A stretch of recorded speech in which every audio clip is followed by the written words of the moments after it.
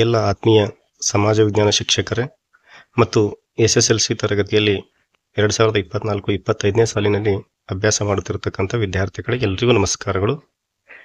ಈಗ ಈ 2024-25ನೇ ಸಾಲಿನಲ್ಲಿ ನೀಲನಕಾಶೆ ಹೇಗಿರುತ್ತದೆ ಅನ್ನೋದು ಕುರಿತಾಗಿ ಬಹಳಷ್ಟು ಚರ್ಚೆಗಳು ಬರ್ತಾ ಇದ್ದಾವೆ. ಹಾಗಾಗಿ ಈ ವರ್ಷ 2024-25ನೇ ಸಾಲಿಗೆ 2019-20ನೇ ಸಾಲಿನಲ್ಲಿದ್ದಂತೆ ನೀಲನಕಾಶೆ ಸ್ವರೂಪ ಇರುತ್ತದೆ ಅನ್ನೋದನ್ನು ಎಲ್ಲರೂ ಗಮನಿಸಬೇಕು. ಹಾಗಿದ್ರೆ 2019-20ನೇ ಸಾಲಿನಲ್ಲಿ ಮಂಡಳಿಯಿಂದ ಯಾವ ರೀತಿಯಾಗಿರ್ತಕ್ಕಂಥ ನೀಲನಕಾಶೆಯನ್ನು ಕೊಟ್ಟಿದ್ದಾರೆ, ಅದೇ ರೀತಿಯಾಗಿರ್ತಕ್ಕಂಥ ಒಂದು ಮಾದರಿಯನ್ನು ನಾವು ಇಲ್ಲಿ ಚರ್ಚೆ ಮಾಡೋಣ. ಇವತ್ತು ಸಮಾಜ ವಿಜ್ಞಾನ ವಿಷಯದ ಕುರಿತಾಗಿ ಈಗ 80 ಅಂಕಗಳಿಗೆ ಸಂಬಂಧಪಟ್ಟಂತೆ ನಾವು ನೀಲನಕಾಶೆ ಬಗ್ಗೆ ಚರ್ಚೆ ಮಾಡಬೇಕಾದ್ರೆ ಮೊಟ್ಟ ಮೊದಲನೇದಾಗಿ ಇಲ್ಲಿ 4-5 ಆಯಾಮಗಳನ್ನು ಕುರಿತು ಚರ್ಚೆ ಮಾಡ್ತೀವಿ. ಅದರಲ್ಲಿ ಮೊದಲನೇದು ಯಾವುದು ಅಂತಂದರೆ objective wise distribution of marks, ಅಂದರೆ ಉದ್ದಿಷ್ಟವಾರು ಅಂಕಗಳ ಹಂಚಿಕೆ ಅಂತ. ಈಗ ಉದಾಹರಣೆಗೆ ಇಲ್ಲಿ ಸೀರಿಯಲ್ ನಂಬರ್ 1ರಲ್ಲಿ ರಿಮೆಂಬರಿಂಗ್ ಅಂತ ಇರ್ತದೆ. ಆ ರಿಮೆಂಬರಿಂಗ್ಗೆ 16% ಅಂಕಗಳು ಮೀಸಲಾಗಿರ್ತವೆ. 16% ಅಂದರೆ 13ರಷ್ಟು ಅಂಕಗಳು. ಅದೇ ರೀತಿಯಾಗಿ ಅಂಡರ್ಸ್ಟ್ಯಾಂಡಿಂಗ್ ಅಂದರೆ ತಿಳುವಳಿಕೆಗೆ ಸಂಬಂಧಪಟ್ಟಂತೆ 50% ಅಂಕಗಳು, ಅಂದರೆ ಇಲ್ಲಿ ಒಟ್ಟು 40 ಅಂಕಗಳಿಗೆ ನಾವು ತಿಳುವಳಿಕೆಗೆ ಸಂಬಂಧಪಟ್ಟಂಥ ಪ್ರಶ್ನೆಗಳು ಬರ್ತವೆ. ಮೂರನೇದಾಗಿ ಅಪ್ಲಿಕೇಶನ್ ಅಂದರೆ ಅನ್ವಯ ಮಾದರಿಯ ಪ್ರಶ್ನೆಗಳು 28% ಬರ್ತವೆ. ಅಂಕಗಳು 22 ಅಂಕಗಳು ಇಲ್ಲಿ ಬರ್ತವೆ. ಅದೇ ರೀತಿಯಾಗಿ ನಾಲ್ಕನೇದಾಗಿ ಸ್ಕಿಲ್ಗೆ ಅಂದರೆ ಕೌಶಲಕ್ಕೆ 6% ಅಂಕಗಳು ಮೀಸಲಾಗಿಡಬೇಕು. ಅಂದರೆ 5 ಅಂಕಗಳು ಇಲ್ಲಿ 80 ಅಂಕಗಳಿಗೆ ಬರ್ತವೆ. ಅಂದರೆ ಒಟ್ಟಾರೆಯಾಗಿ 100% ನಾವು ಗಮನಿಸಿದ್ದೇ ಆದರೆ 80 ಅಂಕಗಳಿಗೆ ನಾವಿಲ್ಲಿ ನೋಡ್ತೀವಿ. ಒಟ್ಟಾರೆ ಪ್ರಶ್ನೆಗಳು ಅಂತಂದರೆ 38. ಇಲ್ಲಿ ನಾನು ನೋಡಿದ್ದಂದರೆ 11, 17, 9 ಮತ್ತು 1 ಪ್ರಶ್ನೆಗಳನ್ನು ನಾನು ಮಾಡಿರ್ತಕ್ಕಂಥ ನೀಲನಕಾಶೆಯಲ್ಲಿ ಈ ರೀತಿಯಾಗಿ ಬಂದಿರತಕ್ಕಂಥದ್ದು. ಈ ಪ್ರಶ್ನೆಗಳ ಸಂಖ್ಯೆ ಇಲ್ಲಿ ನಾವು ಬದಲಾವಣೆ ಆಗೋದನ್ನು ನೋಡಿದ್ವಿ. ಹಾಗಿದ್ರೆ ನಾವು ರಿಮೆಂಬರಿಂಗ್ ಅಂದರೆ ಏನು, ಅಂಡರ್ಸ್ಟ್ಯಾಂಡಿಂಗ್ ಅಂದರೆ ಏನು, ಅಪ್ಲಿಕೇಶನ್ ಅಂದರೆ ಏನು, ಮತ್ತು ಸ್ಕಿಲ್ ಅಂದರೆ ಏನು, ಇದ್ರ ಕುರಿತಾಗಿ ಸ್ವಲ್ಪ ಮಟ್ಟಿಗೆ ಚರ್ಚೆಯನ್ನು ಮಾಡಬೇಕಂದ್ರೆ ಇಲ್ಲಿ ನಾವು ಉದ್ದಿಷ್ಟ ಮತ್ತು ನಿರ್ದಿಷ್ಟಗಳನ್ನು ನೋಡೋಣ. ಅಬ್ಜೆಕ್ಟಿವ್ಸ್ ಆ್ಯಂಡ್ ದೇರ್ ಸ್ಪೆಸಿಫಿಕೇಶನ್ಸ್ ಅಂದರೆ ಯಾವ ರೀತಿಯಾಗಿರ್ತಕ್ಕಂಥ ಉದ್ದಿಷ್ಟಗಳು ಬರ್ತವೆ ಮತ್ತು ಅದಕ್ಕೆ ಸಂಬಂಧಪಟ್ಟಂಥ ನಿರ್ದಿಷ್ಟಗಳು ಯಾವುವು ಅನ್ನೋದನ್ನು ನಾವು ಗಮನಿಸಬೇಕು. ಈ ಪ್ರಶ್ನೆ ಪತ್ರಿಕೆಯನ್ನು ತೆಗಿಬೇಕಾಗಿದ್ರೆ, ನೀಲನಕಾಶೆಯನ್ನು ರಚನೆ ಮಾಡಬೇಕಾದ್ರೆ ನಮಗೆ ಅತಿ ಮಹತ್ವವಾಗಿ ನಾವು ಉದ್ದಿಷ್ಟ ಮತ್ತು ನಿರ್ದಿಷ್ಟಗಳು ಗೊತ್ತಿರಬೇಕು. ಈಗ ಮೊದಲನೇದಾಗಿ ನೋಡೋಣ ರಿಮೆಂಬರಿಂಗ್ಗೆ ಸಂಬಂಧಪಟ್ಟಂತೆ. ಈ ರಿಮೆಂಬರಿಂಗ್ದಲ್ಲಿ ಎಂಥ ಅಂಶಗಳು ಬರ್ತವೆ ಅಂದರೆ ರೀಕಾಲ್ ಅಂದರೆ ಅವನು ರಿಕಾಲ್ ಮಾಡ್ತಾನೆ, ಯಾರು, ಎಲ್ಲಿ, ಯಾವಾಗ ಅನ್ನೋದನ್ನು ರಿಕಾಲ್ ಮಾಡ್ತಾನೆ. ಎರಡನೇದಾಗಿ ರಿಕಾಗ್ನೈಸ್ ಅಂತಂದರೆ ಅವ ಗುರುತಿಸ್ತಾನೆ ಅದು ಏನಿದೆ ಅಂತಕ್ಕಂಥದ್ದನ್ನು. ಮೂರನೇದು ರೀಕಾಲ್ ಇಮಿಡಿಯೇಟ್ಲಿ ಅಂದರೆ ತಕ್ಷಣಕ್ಕೆ ಸ್ಮರಣೆ ಮಾಡಿಕೊಂಡು ಉತ್ತರವನ್ನು ಹೇಳ್ತಾನೆ. ನಾಲ್ಕನೇದು ಐಡೆಂಟಿಫೈ ಅಂದರೆ ಗುರುತಿಸುವುದು. ಐದನೇದಾಗಿ ಡಿಫೈನ್ ಅಂದರೆ ವ್ಯಾಖ್ಯಾನಿಸುವುದು. ಡಿಸ್ಕ್ರೈಬ್ ಮಾಡೋದು, ಲಿಸ್ಟನ್ನು ಮಾಡೋದಾಗಿರಲಿ, ಮೆಮೊರೈಸ್ ಮಾಡೋದಾಗಿರಲಿ, ಲೇಬಲ್ ಅನ್ನೋದಾಗಲಿ, ಟೆಲ್, ರೈಟ್, ಫೈಂಡ್, ರಿಸೈಟ್ ಅಂದರೆ ಇಲ್ಲಿ ಪದ್ಯವನ್ನು ಕಂಠಪಾಠ ಮಾಡಿ ಬರೆಯೋದಾಗಿರಲಿ, ಮ್ಯಾಚ್ ಮಾಡೋದಾಗಿರಲಿ, ಸೆಲೆಕ್ಟ್ ಮಾಡೋದು, ನೇಮನ್ನು ಹೇಳೋದು, ಲೊಕೇಟ್ ಮಾಡೋದು, ರೀಪ್ರೊಡ್ಯೂಸ್ ಮಾಡೋದು. ಈ ಇಷ್ಟು ಎಲ್ಲ ಅಂಶಗಳು ನಮ್ಗೆ ಎಲ್ಲಿ ಬರ್ತಾವೆ ಅಂತಂದರೆ ರಿಮೆಂಬರಿಂಗ್ದಲ್ಲಿ, ಅಂದರೆ ಜ್ಞಾನಕ್ಕೆ ಸಂಬಂಧಪಟ್ಟಂತೆ ಅಥವಾ ಸ್ಮರಣೆಗೆ ಸಂಬಂಧಪಟ್ಟಂತೆ ಬರ್ತವೆ. ಈಗ ಅದೇ ರೀತಿಯಾಗಿ ನಮಗೆ ಇಲ್ಲಿ ಎಕ್ಸ್ಪ್ಲೇನ್ ಅಂತ ಬರುತ್ತಲ್ಲ. ಈಗ ಜ್ಞಾನಕ್ಕೆ ಸಂಬಂಧಪಟ್ಟಂಥ ಪ್ರಶ್ನೆಗಳನ್ನು ಗಮನಿಸುವುದಾದರೆ ಭಾರತ ಮತ್ತು ಯುರೋಪ್ ನಡುವೆ ಹೊಸ ಜಲಮಾರ್ಗವನ್ನು ಕಂಡುಹಿಡಿದವರು ಯಾರು ಅಂತ ಬರ್ಬೋದು. ಅಥವಾ ನೀಲಿ ನೀರಿನ ನೀತಿಯನ್ನು ಜಾರಿಗೆ ತಂದವರು ಯಾರು, ಭಾರತದಲ್ಲಿ ಫ್ರೆಂಚರ ಪ್ರಮುಖ ವ್ಯಾಪಾರ ಕೇಂದ್ರ ಯಾವುದಾಗಿತ್ತು, ಬಂಗಾಳದಲ್ಲಿ ಬಕ್ಸಾರ್ ಕದನ ನಡೆದ ವರ್ಷ ಎಷ್ಟು. ಇಂಥ ಪ್ರಶ್ನೆಗಳು ನಮಗೆ ನೇರವಾಗಿ ಜ್ಞಾನಕ್ಕೆ ಸಂಬಂಧಪಟ್ಟಂಥ ಪ್ರಶ್ನೆಗಳನ್ನು ಇಲ್ಲಿ ನಾವು ನೋಡ್ಬೋದು. ಈಗ ಅದೇ ರೀತಿಯಾಗಿ ಅಂಡರ್ಸ್ಟ್ಯಾಂಡಿಂಗ್ದಲ್ಲಿ ಅಂದರೆ ತಿಳುವಳಿಕೆಯಲ್ಲಿ ಅತಿ ಪ್ರಮುಖವಾಗಿ ನಾವು ಗಮನಿಸಬೇಕೇನು ಅಂತಂದರೆ ಎಕ್ಸ್ಪ್ಲೇನ್ ಅಂತ ಬರುತ್ತೆ. ಎಕ್ಸ್ಪ್ಲೇನ್ ಅಂತಂದರೆ ವಿವರಿಸು. ಈಗ ಮೊದಲನೇ ಅತಿ ಪ್ರಮುಖವಾಗಿ ಎಕ್ಸ್ಪ್ಲೇನ್. ಡಿಫರೆನ್ಸಿಯೇಟ್ ಅಂದರೆ ವ್ಯತ್ಯಾಸವನ್ನು ಹೇಳೋದು. ಕಂಪೇರ್ ಅಂದರೆ ಹೋಲಿಕೆಯನ್ನು ಮಾಡೋದು. ಎಕ್ಸಾಂಪಲ್ ಅಂದರೆ ಉದಾಹರಣೆಯನ್ನು ಕೊಡೋದು. ರೀಸನಿಂಗ್ ಅಂದರೆ ಕಾರಣವನ್ನು ಕೊಡಿರಿ ಅಂತ ಹೇಳೋದು. ರಿವ್ಯೂ ಅಂದರೆ ವಿಮರ್ಶಿಸಿ ಅಂತ ಹೇಳೋದು. Interpret, discuss, distinguish, predict, restate, generalise, summarise, convert, demonstrate, find out more, put in to your own words, analogies. ಇಂಥ ಎಲ್ಲ ಶಬ್ದಗಳನ್ನು ನಾವು ಅಂಡರ್ಸ್ಟ್ಯಾಂಡಿಂಗ್ದಲ್ಲಿ ಗಮನಿಸ್ತೀವಿ. ಅದಕ್ಕೆ ಪ್ರಮುಖವಾಗಿ ನಾವು ಅಂಡರ್ಸ್ಟ್ಯಾಂಡಿಂಗ್ನಲ್ಲಿ ಪ್ರಶ್ನೆಗಳು ಯಾವ ರೀತಿ ಇರ್ತವೆ ಅಂತಕ್ಕಂಥದ್ದನ್ನಪ್ಪ ಅಂದ್ರೆ ಇಲ್ಲಿ ನಾವು ಗಮನಿಸಬೇಕು. ಒಂದೆರಡು ಪ್ರಶ್ನೆಗಳನ್ನು ನೋಡೋದಾದ್ರೆ, ಭಾರತದ ಸ್ವಾತಂತ್ರ್ಯ ಹೋರಾಟದಲ್ಲಿ ಸುಭಾಷ್ ಚಂದ್ರ ಬೋಸ್ ಅವರ ಸಾಧನೆಗಳನ್ನು ವಿವರಿಸಿ ಅಂತ ನಾವು ಪ್ರಶ್ನೆಯನ್ನು ನೋಡ್ಬೋದು. ಅಥವಾ ಮೈಸೂರು ಸಂಸ್ಥಾನಕ್ಕೆ ನಾಲ್ವಡಿ ಕೃಷ್ಣರಾಜ ಒಡೆಯರ ಕೊಡುಗೆಗಳನ್ನು ತಿಳಿಸಿರಿ ಅಂತ ನಾವು ನೇರವಾಗಿ ಪ್ರಶ್ನೆಗಳನ್ನು ತಿಳುವಳಿಕೆಯಲ್ಲಿ ನೋಡ್ಬೋದು. ಪ್ಲಾಸಿ ಕದನಕ್ಕೆ ಕಾರಣ ಮತ್ತು ಪರಿಣಾಮಗಳನ್ನು ತಿಳಿಸಿರಿ. ಇಂಥ ಪ್ರಶ್ನೆಗಳನ್ನು ನಾವು ಅಂಡರ್ಸ್ಟ್ಯಾಂಡಿಂಗ್ದಲ್ಲಿ ನೋಡ್ತೀವಿ. ಅಂದರೆ ಮೊದಲನೇದು ಜ್ಞಾನ ಅಂದರೆ ರಿಮೆಂಬರಿಂಗ್ ಅಂದರೆ ನೇರವಾಗಿ ಉತ್ತರಗಳನ್ನು ಬಯಸ್ತಕ್ಕಂಥವು. ಅಂಡರ್ಸ್ಟ್ಯಾಂಡಿಂಗ್ ಅಂದರೆ ಆ ಜ್ಞಾನವನ್ನು ಸಂಪಾದಿಸಿದ ನಂತರ ಅವನು ಎಷ್ಟರ ಮಟ್ಟಿಗೆ ಅರ್ಥ ಮಾಡಿಕೊಂಡಿದ್ದಾನೆ ಅನ್ನುವುದನ್ನು ನಾವು ಅಂಡರ್ಸ್ಟ್ಯಾಂಡಿಂಗ್ದಲ್ಲಿ ನೋಡ್ತೀವಿ. ಈ ಜ್ಞಾನ ಮತ್ತು ತಿಳುವಳಿಕೆ ಇದರ ನಂತರದ ಹಂತನೇ ಏನಂದರೆ ಅಪ್ಲಿಕೇಶನ್ ಅಥವಾ ಅನ್ವಯ ಅಂತಕ್ಕಂಥದ್ದನ್ನು ನೋಡ್ತೀವಿ. ಇಲ್ಲಿ ಏನು ಮಾಡ್ತಾನೆ ಅಂದರೆ ಆ ಮಗು ಎಷ್ಟರ ಮಟ್ಟಿಗೆ ಆ ವಿಷಯವನ್ನು ಅರಿತುಕೊಂಡಿದ್ದಾನೆ ಮತ್ತು ಅದನ್ನು ಹೇಗೆ ಅವನು ವ್ಯಕ್ತಪಡಿಸ್ತಾನೆ ಅನ್ನುವುದನ್ನು ನಾವು ಅಪ್ಲಿಕೇಶನ್ದಲ್ಲಿ ನೋಡ್ತೀವಿ. ಅಪ್ಲಿಕೇಶನ್ದಲ್ಲಿ ಅಥವಾ ಅನ್ವಯದಲ್ಲಿ ನೋಡಬೇಕಂದ್ರೆ ಕೆಲವೊಂದು ನಿರ್ದಿಷ್ಟಗಳು ಅಂದರೆ ಜಸ್ಟಿಫೈ ಅಂತ ಬರ್ತದೆ.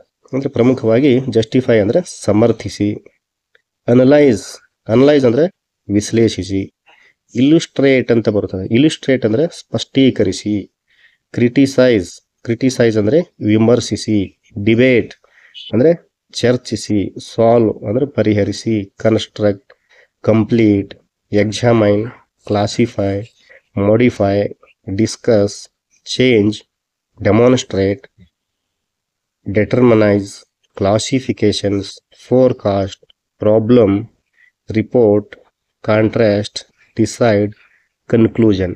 ಈ ರೀತಿಯಾಗಿರ್ತಕ್ಕಂಥ ಅಂಶಗಳು ಏನು ಬರ್ತಾವೆ ಅಂತಂದರೆ ಅಪ್ಲಿಕೇಶನ್ದಲ್ಲಿ ಅಥವಾ ಅನ್ವಯದಲ್ಲಿ ಬರ್ತವೆ. ಇವು ಬಹಳ ಪ್ರಮುಖವಾಗಿ ನಾವು ಗಮನಿಸಬೇಕಾಗಿರ್ತಕ್ಕಂಥದ್ದು. ಜೊತೆಗೆ ಇಲ್ಲಿ ಮೇಲೆ ಏನಪ್ಪ ಅಂದ್ರೆ ಬೋಲ್ಡ್ ಮಾಡಿದ ನಿರ್ದಿಷ್ಟಗಳು ಅನ್ವಯದಲ್ಲೂ ಕೂಡ ಬರ್ಬೋದು. ಉದಾಹರಣೆಗೆ ಜ್ಞಾನದಲ್ಲಿ ನಾವು ಏನು ಮಾಡಿದ್ದೀವಿ ಅಂದರೆ ಐಡೆಂಟಿಫೈ ಅಂತ ಇಲ್ಲಿ ಗುರುತು ಮಾಡಿದ್ದೀನಿ. ಈ ಐಡೆಂಟಿಫೈ ಅಪ್ಲಿಕೇಶನ್ ಟೈಪ್ದಲ್ಲೂ ಕೂಡ ಬರ್ಬೋದು. ಈ ಎಕ್ಸ್ಪ್ಲೇನ್ ಅಂತ ಏನು ಅಂಡರ್ಸ್ಟ್ಯಾಂಡಿಂಗ್ದಲ್ಲಿದೆ ಇದನ್ನು ಕೂಡ ಅಪ್ಲಿಕೇಶನ್ ಬಲ್ಲಿ ಬರ್ಬೋದು. ಡಿಫ್ರೆನ್ಸಿಯೇಟ್ ಅಂತಂತ ಅದನ್ನು ಕೂಡ ಬರ್ಬೋದು. ಕಂಪೇರ್ ಮಾಡತಕ್ಕಂಥದ್ದನ್ನು ಕೂಡ ಬರ್ಬೋದು. ಡಿಸ್ಟಿಂಗ್ವಿಷ್ ಅಂತಕ್ಕಂಥದ್ದನ್ನು ಕೂಡ ಇಲ್ಲಿ ಬರ್ಬೋದು. ಅಂದರೆ ನಾವು ಪ್ರಶ್ನೆಯನ್ನು ಹೇಗೆ ಕೇಳ್ತೀವಿ ಅದರ ಮೇಲೆ ನಾವು ಅನ್ವಯ ಮಾದರಿಯ ಸ್ವರೂಪವನ್ನು ನಾವು ಇಲ್ಲಿ ಅರ್ಥ ಮಾಡ್ಕೋಬೇಕಾಗ್ತದೆ.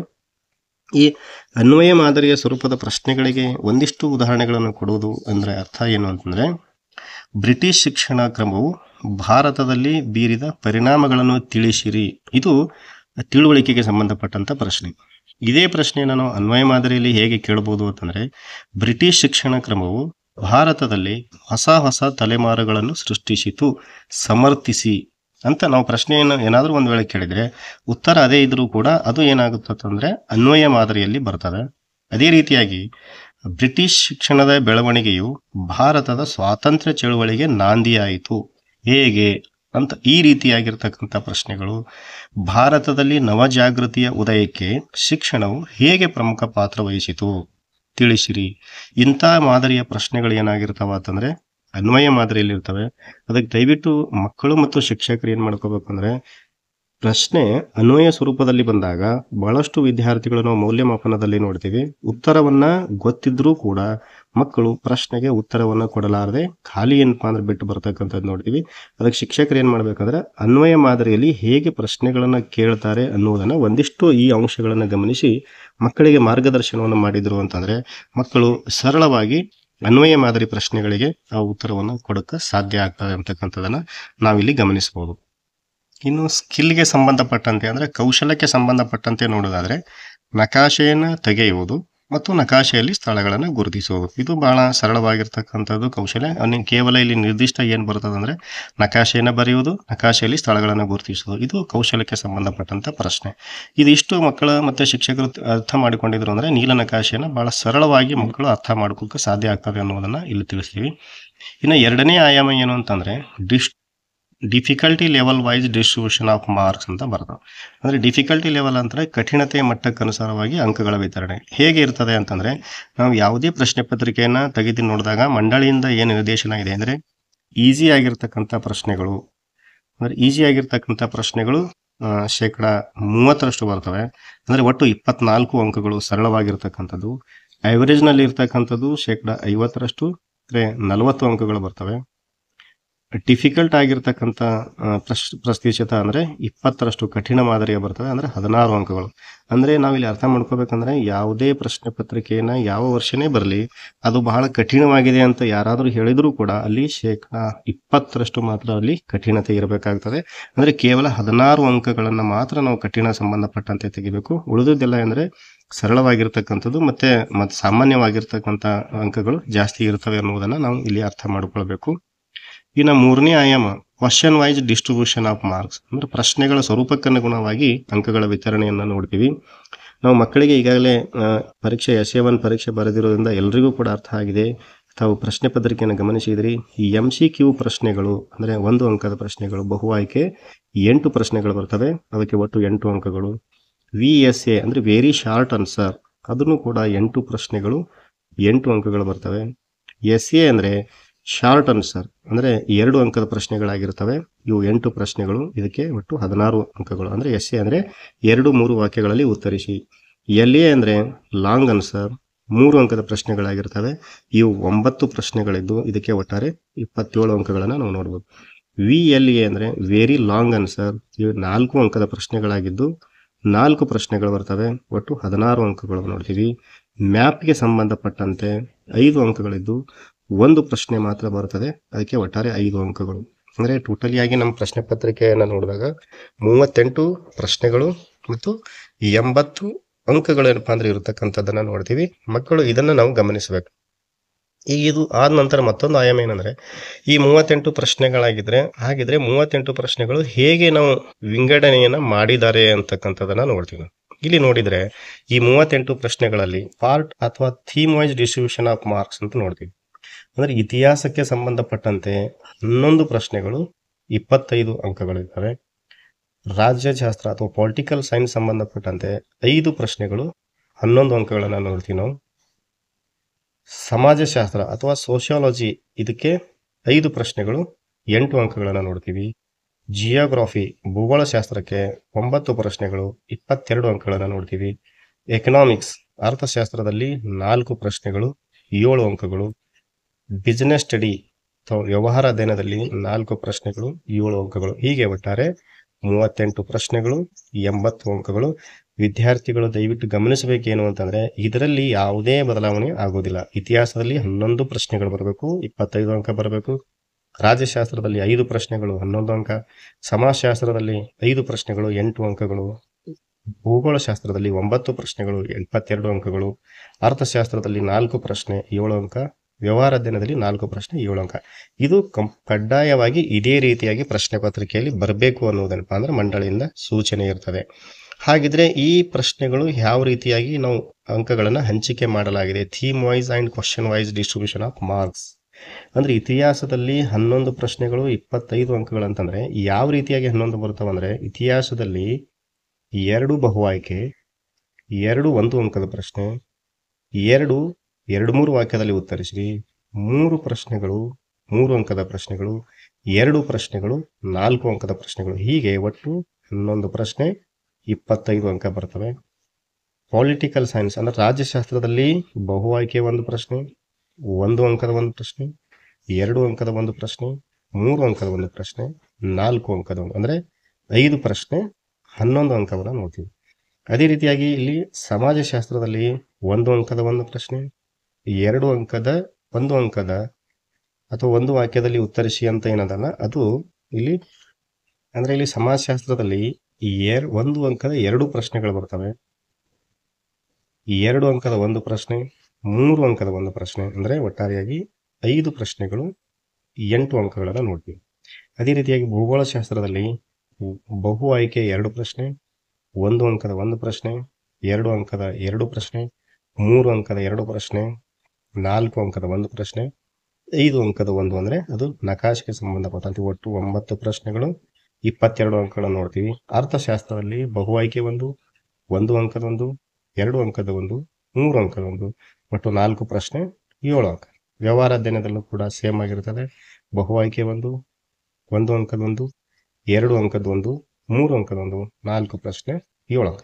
ಈ ರೀತಿಯಾಗಿ ಬಹು ಆಯ್ಕೆ 8, 1 ಅಂಕದ 8 ಪ್ರಶ್ನೆಗಳು, 2 ಅಂಕದ 8 ಪ್ರಶ್ನೆಗಳು, 3 ಅಂಕದ 9 ಪ್ರಶ್ನೆಗಳು, 4 ಅಂಕದ 4 ಪ್ರಶ್ನೆ, 5 ಅಂಕದ ಮ್ಯಾಪಿಗೆ ಸಂಬಂಧಪಟ್ಟಂತೆ ಒಂದು, ಒಟ್ಟಾರೆಯಾಗಿ 38 ಪ್ರಶ್ನೆ, 80 ಅಂಕಗಳನ್ನು ನಾವು ಇಲ್ಲಿ ನೋಡ್ತೀವಿ.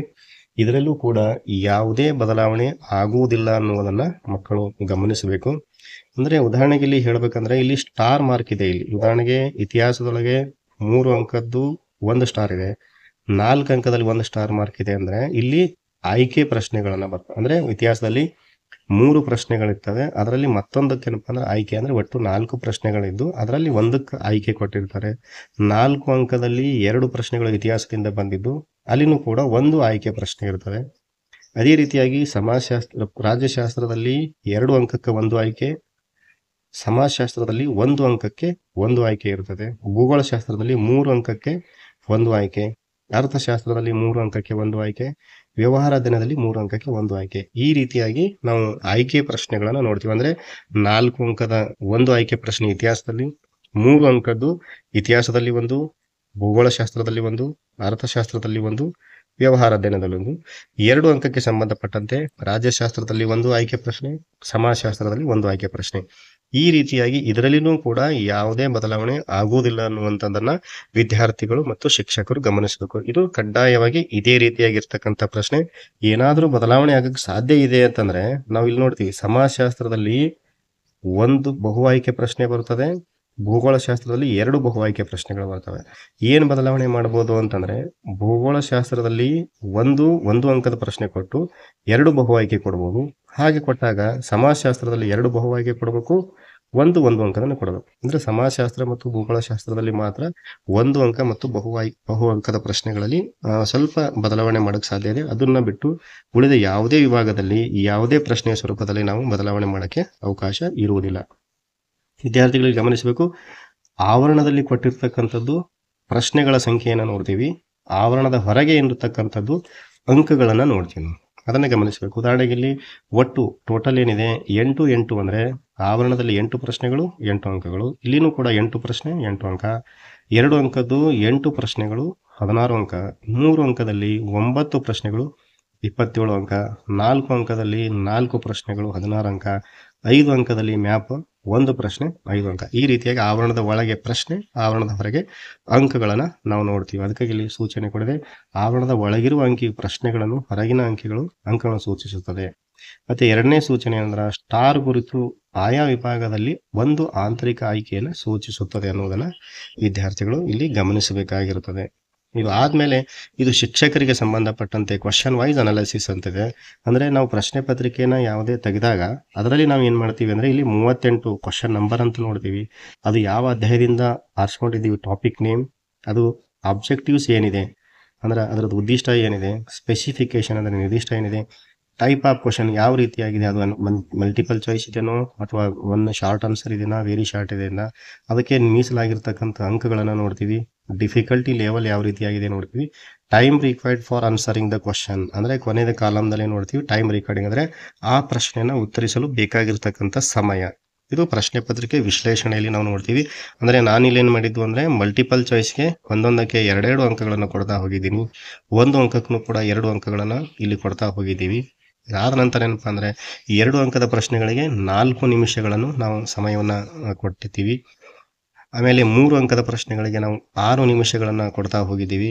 4 ಅಂಕದ ಪ್ರಶ್ನೆಗಳಿಗೆ ಒಂದು ಪ್ರಶ್ನೆಗೆ 10 ನಿಮಿಷಗಳನ್ನ ನಾವಿಲ್ಲಿ ನೋಡ್ತಾ ಇದೀವಿ. ನೋಡಿ 34, 35, 36, 37 ಈ ಪ್ರಶ್ನೆಗಳು 10 ನಿಮಿಷಗಳನ್ನ ತೆಗೆದುಕೊಳ್ಳುತ್ತಂದ್ರೆ ಇದು 4 ಅಂಕದ ಪ್ರಶ್ನೆಗಳು. ಕೊನೆಗೆ ಮ್ಯಾಪಿಗೆ ಸಂಬಂಧಪಟ್ಟಂತೆ 12 ನಿಮಿಷಗಳನ್ನ ನಾವು ಮೀಸಲಾಗಿಟ್ಟಿದ್ದೀವಿ. 12 ನಿಮಿಷಗಳಲ್ಲಿ ಮಗು ನಕಾಶೆಯನ್ನು ತೆಗಿಬೇಕು ಮತ್ತು ನಕಾಶೆಯಲ್ಲಿ ಸ್ಥಳಗಳನ್ನ ಗುರುತಿಸಬೇಕು. ಮತ್ತೆ ಬರೆದ ಉತ್ತರಗಳನ್ನ ರಿವಿಷನ್ ಮಾಡಿಕೊಳ್ಳಲಿಕ್ಕೆ 10 ನಿಮಿಷಗಳನ್ನ ಇಟ್ಟಿದ್ದೀವಿ. ಪ್ರಶ್ನೆ ಪತ್ರಿಕೆ ಓದಲು 15 ನಿಮಿಷಗಳನ್ನ ಮೀಸಲಾಗಿಟ್ಟಿದ್ದೀವಿ. ಒಟ್ಟಾರೆ ಅವಧಿ ಏನು ಅಂತಂದ್ರೆ 195 ನಿಮಿಷಗಳು. ಅಂದ್ರೆ 195 ಅಂದ್ರೆ 3 ಗಂಟೆ 15 ನಿಮಿಷಗಳನ್ನ ನಾವು ಇಲ್ಲಿ ನೋಡ್ತಾ ಇದ್ದೀವಿ. ಅಂದ್ರೆ ಒಟ್ಟಾರೆ ಈ ಅವಧಿಯಲ್ಲಿ ನಾವು ಈ ರೀತಿಯಾಗಿ ಸಮಯವನ್ನ ನಿರ್ವಹಣೆ ಮಾಡಿ ಪ್ರಶ್ನೆ ಪತ್ರಿಕೆಯನ್ನ ಉತ್ತರಿಸಲು ಆರಂಭ ಮಾಡಿದ್ದೆ ಆದ್ರೆ ಖಂಡಿತವಾಗ್ಲೂ ಮಗು 3 ಗಂಟೆಗಳ ಒಳಗಡೆಯಾಗಿ ಆ ಎಲ್ಲ ಪ್ರಶ್ನೆಗಳಿಗೂ ಉತ್ತರವನ್ನ ಕೊಡ್ತಕ್ಕಂಥದ್ದು. ಇದು ನಮಗೆ ಬೇಕಾಗಿರ್ತಕ್ಕಂಥದ್ದು ಯಾರಿಗಾದ್ರೆ ಶಿಕ್ಷಕರಿಗೆ ಮತ್ತು ಮಕ್ಕಳಿಗೆ ಕೂಡ ಪ್ರಶ್ನೆ ಪತ್ರಿಕೆ ವಿಶ್ಲೇಷಣೆ ಯಾವ ರೀತಿ ಇದೆ ಇದನ್ನು ನೋಡಿದಾಗ ಮಗುವಿಗೆ ಯಾವ ಅಧ್ಯಾಯದಿಂದ ಬಂದಿದೆ, ಅದರ ಉದ್ದೇಶ ಏನು, ಅದರ ನಿರ್ದಿಷ್ಟ ಏನು, ಆಮೇಲೆ ಪ್ರಶ್ನೆ ಪತ್ರಿಕೆ ಸ್ವರೂಪ, ಎಷ್ಟು ಅಂಕಗಳಿವೆ, ಯಾವ ಕಠಿಣತೆ ಇದೆನೋ, ಸರಳತೆ ಇದೆನೋ ಅಥವಾ ಸಾಮಾನ್ಯ ಇದೆನೋ, ಅಥವಾ ಆ ಪ್ರಶ್ನೆಯನ್ನು ನಾವು ಉತ್ತರಿಸಲು ಎಷ್ಟು ನಿಮಿಷ ತೆಗೆದುಕೊಳ್ಳಬಹುದು, ಇದೆಲ್ಲ ಅಂಶಗಳು ನಮ್ಮ ಶಿಕ್ಷಕರಿಗೆ ಅರ್ಥ ಆಗ್ತದೆ ಅಂತಕ್ಕಂಥದನ್ನು ನೋಡ್ತಾವೆ. ಇಲ್ಲಿಯವರೆಗೆ ಏನು ನಾನು ವಿವರಣೆ ಮಾಡಿದ್ದೀನಿ ಅದಕ್ಕೆ ಸಂಬಂಧಪಟ್ಟಂತೆ ಒಂದು ನೀಲನಕಾಶೆಯನ್ನು ನಾನು ಇಲ್ಲಿ ತೆಗೆದಿದ್ದನ್ನು ತಾವು ನೋಡ್ಬೋದು. ಈ ನೀಲನಕಾಶೆಯಲ್ಲಿ ಇಲ್ಲಿ ಮೊದಲನೇದಾಗಿ ಅಧ್ಯಾಯಗಳ ಸೀರಿಯಲ್ ನಂಬರು, ಎರಡನೇದಾಗಿ ಯೂನಿಟ್ ಬರುತ್ತದೆ, ಮೂರನೇದಾಗಿ ರಿಮೆಂಬರಿಂಗ್ದಲ್ಲಿ ಯಾವ ರೀತಿಯಾಗಿರ್ತಕ್ಕಂಥದ್ದು ಅಂದರೆ ಈ ಪ್ರತಿಯೊಂದರಲ್ಲೂ ರಿಮೆಂಬರಿಂಗ್ದಲ್ಲಿ multiple choice, VSA, SA, LA, VLA ಅಂತ ಅಂದರೆ very short answer, long answer ಮತ್ತು ವೆರಿ ಲಾಂಗ್ ಆನ್ಸರ್. ಅಂಡರ್ಸ್ಟ್ಯಾಂಡಿಂಗ್ನಲ್ಲೂ ಕೂಡ ಇರ್ತವೆ, ಅಪ್ಲಿಕೇಶನಲ್ಲಿ ಇರ್ತದೆ, ಸ್ಕಿಲ್ದಲ್ಲಿ ಇರ್ತದೆ. ಟೋಟಲಲ್ಲಿ ಲಾಸ್ಟಿಗೆ ಎಷ್ಟು ಟೋಟಲ್ ಕ್ವಶನ್ಸ್, ಟೋಟಲ್ ಮಾರ್ಕ್ಸ್ ಅನ್ನು ನೋಡ್ತೀವಿ. ಅಂದರೆ ಪ್ರತಿಯೊಂದು ಅಧ್ಯಾಯಕ್ಕೂ ಕೂಡ ಅಂತಂದ್ರೆ ಅಂಕಗಳನ್ನು ಹಂಚಿಕೆ ಮಾಡಿದ್ದೀವಿ. ಇಲ್ಲಿ ಏನು ಬಣ್ಣದಿಂದ ಕೂಡಿದ್ದಾರೆ ಇಲ್ಲಿ ಗುರುತಿಸಿದ್ದಾರೆ, ಇದು ಏನಾಗುತ್ತೆ ಅಂತಂದರೆ ಸ್ಟಾರ್ ಅಂಕ ಮತ್ತು ಬಣ್ಣದಿಂದ ಗುರುತಿಸಿದನ್ನು ಆಂತರಿಕ ಆಯ್ಕೆ ಪ್ರಶ್ನೆ ನೋಡ್ತೀವಿ ನಾವು. ಇತಿಹಾಸದಲ್ಲಿ 2ನೇ ಅಧ್ಯಾಯದಲ್ಲಿ ಮತ್ತು 8ನೇ ಅಧ್ಯಾಯದಲ್ಲಿ ಒಂದೊಂದು 3 ಅಂಕದ ಪ್ರಶ್ನೆ ಇದು, ಅದರಲ್ಲಿ ಯಾವುದಾದ್ರೂ ಒಂದು ಒಬ್ಬನ್ನ ಬರಿಬೇಕು.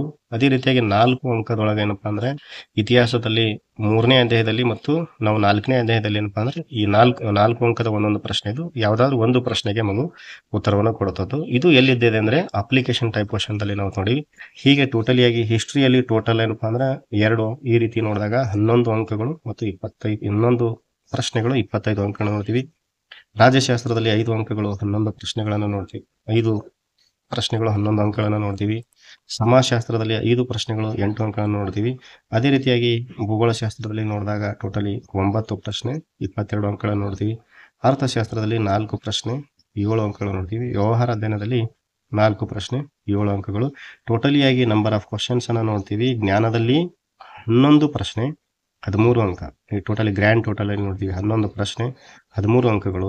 ಅಂಡರ್ಸ್ಟ್ಯಾಂಡಿಂಗ್ನಲ್ಲಿ 19 ಪ್ರಶ್ನೆಗಳು 40 ಅಂಕಗಳನ್ನು ನೋಡ್ತೀವಿ.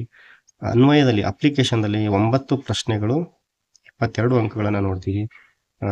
ಸ್ಕಿಲ್ದಲ್ಲಿ ಕೌಶಲದಲ್ಲಿ 1 ಪ್ರಶ್ನೆ 5 ಅಂಕಕ್ಕೆ ನೋಡ್ತೀವಿ. ಟೋಟಲಿಯಾಗಿ 38 ಪ್ರಶ್ನೆಗಳು ಮತ್ತು 80 ಅಂಕಗಳನ್ನು ನಾವು ಇಲ್ಲಿ ನೋಡ್ತಕ್ಕಂಥ ಇದು ಒಂದು ಕೇವಲ ಮಾದರಿ ನೀಲನಕಾಶೆ.